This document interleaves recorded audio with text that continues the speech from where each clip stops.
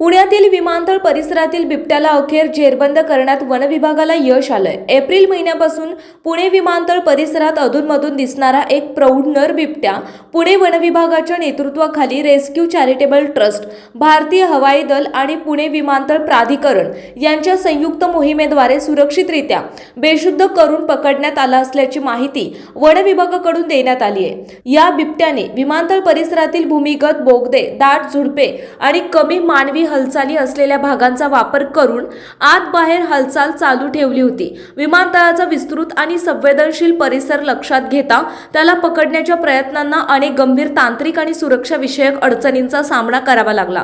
Camera trap, live कॅमेरे आणि पिंजरे यांद्वारे सातत्याने निरीक्षण ठेवण्यात आले होते।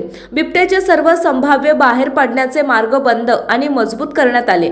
अतिरिक्त लाईव्ह निरीक्षण करणारे कॅमेरे बसवण्यात आले आणि बोगद्याच्या आतील हालचाली अधिक अचूकपणे समजण्यासाठी कॅमेरा ट्रॅपचे पुनर्स्थापन करण्यात आले।